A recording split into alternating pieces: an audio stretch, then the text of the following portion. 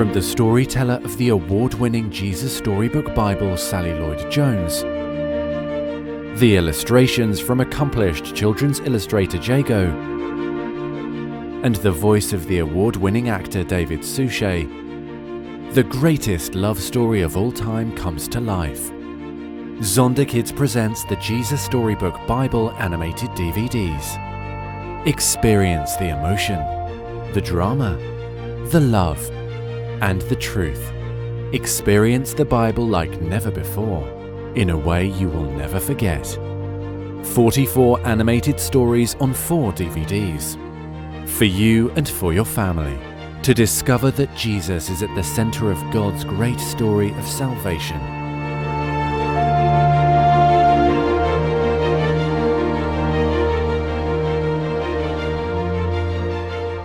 A new beginning. Time passed and many people filled the earth. Everyone everywhere had forgotten about God and were only doing bad things all the time. God's heart was filled with pain when he saw what had happened to the world he loved. Everywhere was disease and death and destruction, all the things God hates most. Now, Noah was God's friend, which was odd in those days because no one else was. But Noah listened to God. He talked to God. He just loved being with God, like you do with your best friend. Noah, God said, things have gone wrong. People have filled my world with hate instead of love. They're destroying themselves and each other and my world. And I must stop them. First, we'll build an ark. Do you know how to build an ark? Neither did Noah. Luckily, God knew, and he would show him. A storm is coming, God told Noah, but I will rescue you, I promise. I'll send the animals to you, ones that creep and crawl and slither and slime and gallop and hop and bound and climb. And don't forget to pack everyone's food. The storm was going to wash away all the hate and sadness and everything that had gone wrong and make the world clean again. God had thought up a way to keep Noah safe, but Noah would have to trust God and do exactly what God told him. So Noah built an ark. That's short for a very large boat.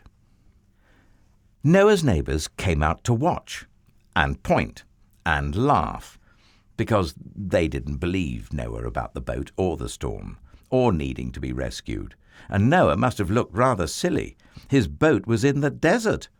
The desert was nowhere near the sea, and there wasn't even a cloud in the sky. Why would anyone need an umbrella, let alone a boat? But Noah didn't mind so much what other people thought. He minded what God thought. So he just did what God told him to do. When the ark was ready, God said, "All aboard!" And Noah's family and all the animals climbed inside. Then God shut the door. And it started raining. For minutes that joined up into hours, that joined up into days, that joined up into weeks and weeks. And the rain joined up into puddles, that joined up into rivers, that joined up into lakes, that joined up into a flood that covered the whole world. Their boat, that had once seemed so big, suddenly seemed very small. But in the middle of the huge storm, in the crashing waves, in all the thunder and lightning, and through it all, God was with them, and God kept them safe for 40 long days and 40 long nights. Finally, the rain stopped. The sun came out, and Noah threw open all the windows. "Hooray!" everyone shouted. Noah sent his dove out to explore, and it wasn't long before she brought him back a fresh olive leaf. Now, everyone knew exactly what that meant. She had found a tree and land. The water was going down. At last, the boat landed quite suddenly on top of a great mountain. As soon as it was safe, God said, "Out you come!" And so they did, everyone skipping and dancing onto dry land. The first thing Noah did was to thank God for rescuing them, just as he had promised.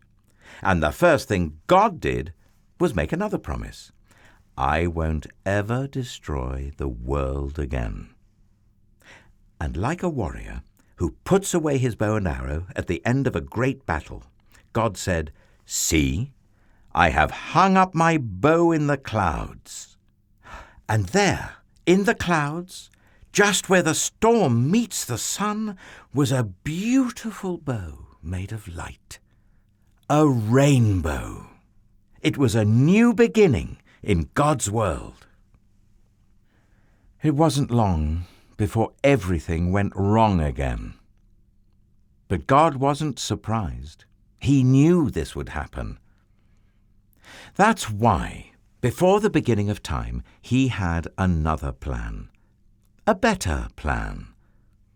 A plan not to destroy the world, but to rescue it. A plan to one day send his own Son, the rescuer. God's strong anger against hate and sadness and death would come down once more, but not on his people or his world. No, God's war bow was not pointing down at his people. It was pointing up into the heart of heaven.